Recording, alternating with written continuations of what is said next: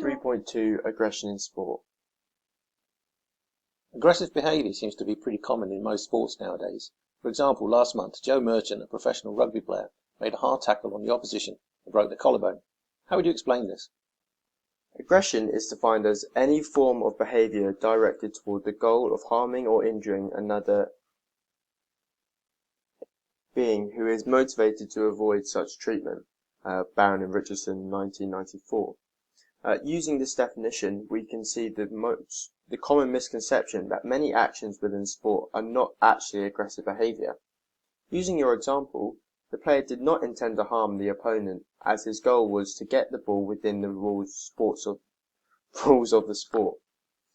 This is often the case throughout sport, but legal play is mistaken for aggressive behaviour. However, as you say, it is not uncommon to see actual aggressive behaviour in sports. For example, in December 2019, Clippers point guard Patrick Beverley threw a punch at Lakers point guard Rajon Rondo after a heated couple of plays up and down the court. This would be described as aggressive behaviour, as it had intent to harm the opposition player and was not inside the rules of the sport. Given the common misconceptions, how can we differ between aggressive and non-aggressive behaviour? Gill's 4 criteria in 1986 can be used to determine what aggressive behaviour is. There are 4 main criteria to match for a behaviour to be aggressive. First, if it's physical or verbal abuse, it can be classed as aggressive. Second, if it has intent to harm another person, then it can be seen as aggressive. If it is intentional and also is directed towards another human, then it can be seen as aggressive.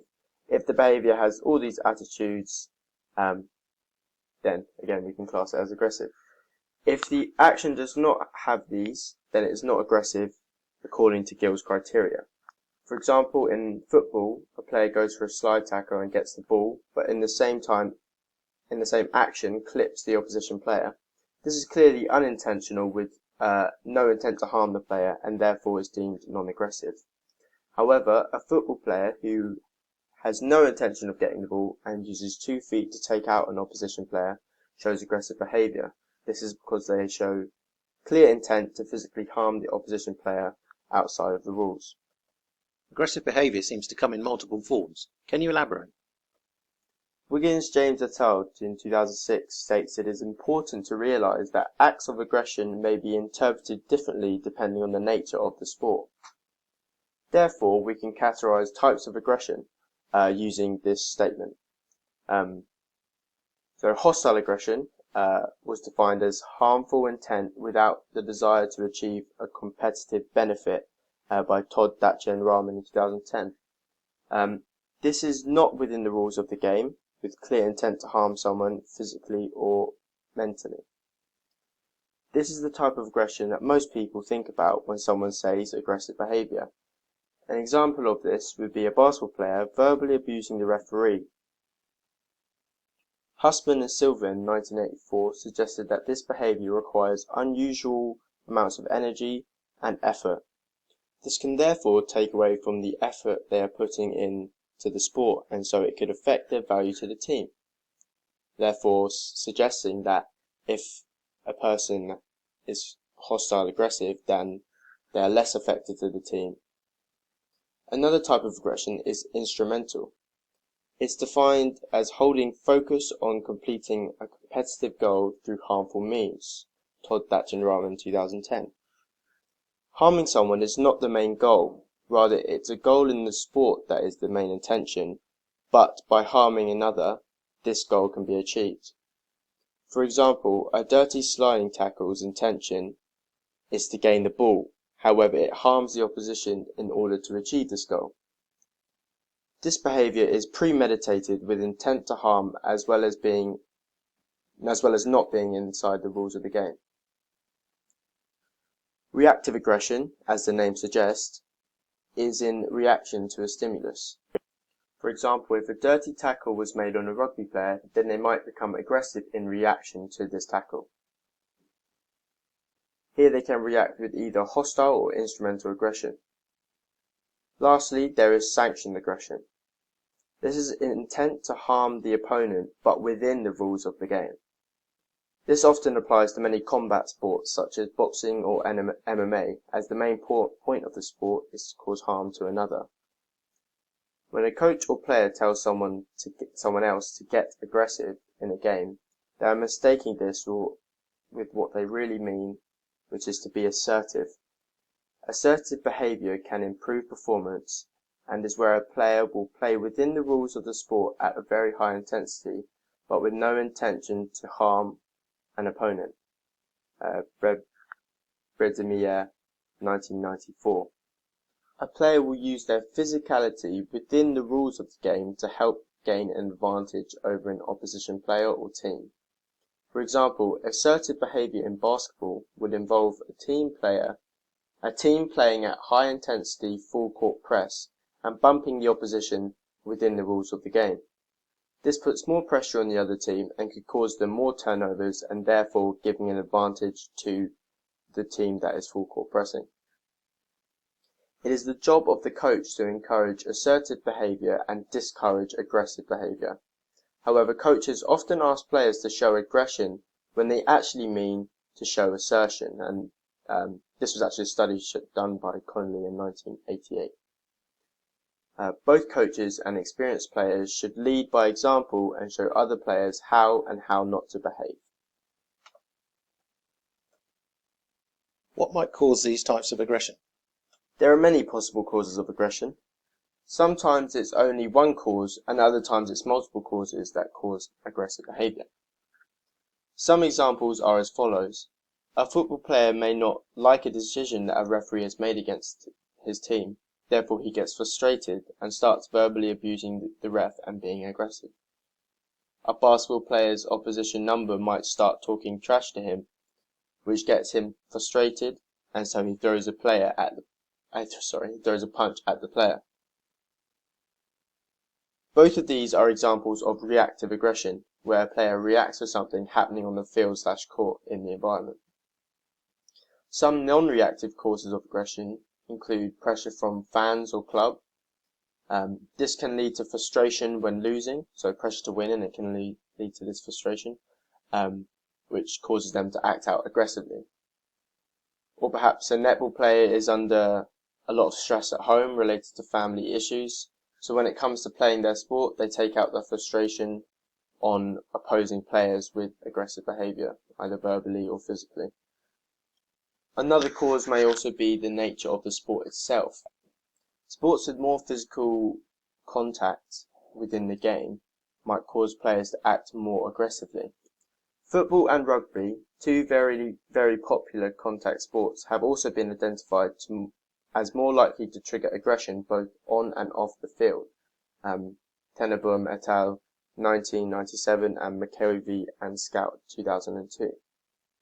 This literature further proves the point that the nature of the sport itself can cause aggression. How can you explain why a person gets aggressive? There are a few explanations on why we get aggressive. The first is instinct theory.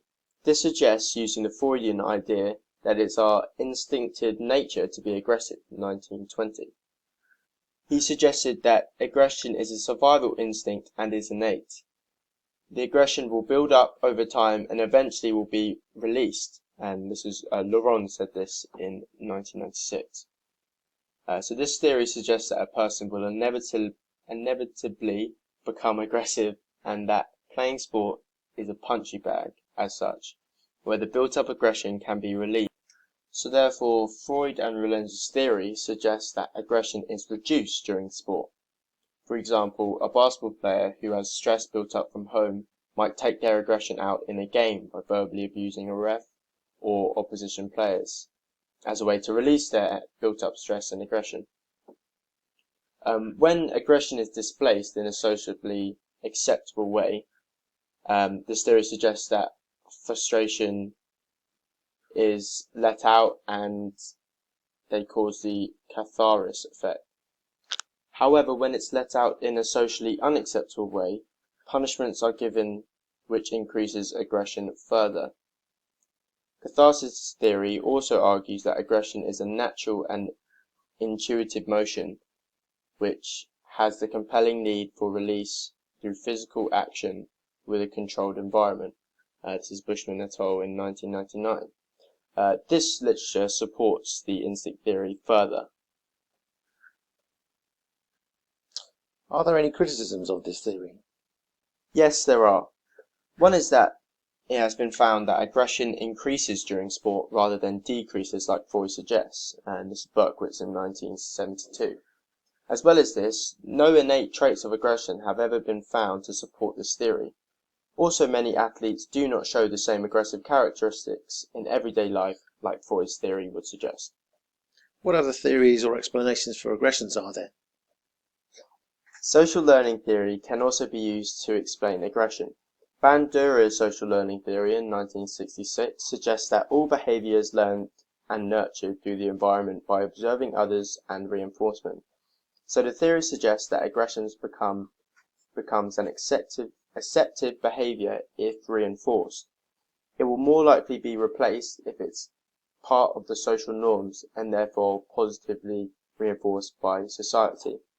So, for example, if a young football fan/player sees their favourite player being aggressive towards an opposition player or ref, if this is reinforced by the people around them, i.e. the fans, then the younger player will attempt to replicate this aggressive behaviour when playing themselves, as he or she has perceived it to be socially acceptable through reinforcement.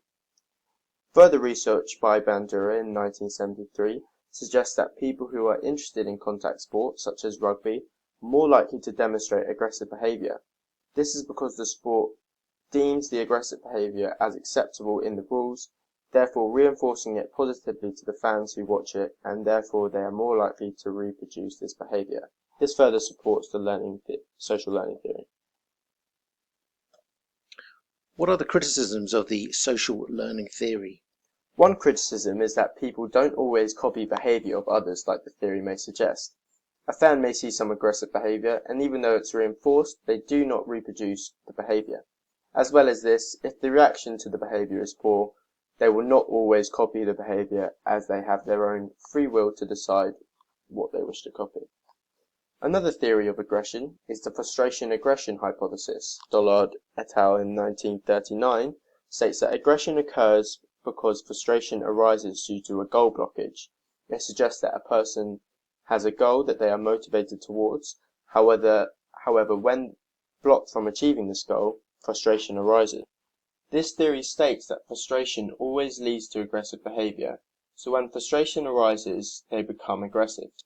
When their aggression is released in an acceptable way, frustration is released and therefore they can return to their normal state. However, if it's not taken out in an acceptable way and punished for their actions, more frustration builds up and therefore they are still aggressive. So, for example, if a netball player's goal is to win the game, and they are losing, which is the goal blockage, they will become frustrated and therefore aggressive, as the theory suggests, and exhibit aggressive behaviour such as committing a foul. They will be punished for committing the foul, so their frustration will increase even more, and so will their aggressive behaviour. This theory takes the interactionalist approach, as it takes elements from both instinct and social learning theories and combines them as the environment has triggered the aggressive personality trait. However, a large problem with this theory is the idea that frustration will always lead to aggressive behaviour. There is little evidence to support this and does not take into account the different coping mechanisms that people have to deal with frustration, as many people can deal with frustration and not get aggressive. As well as this, it doesn't take into account the aggression can also be learned, as suggested in social learning theory. So, because the video only allows me to record 15 minutes, I'm going to make part 2 for the rest of the assignment.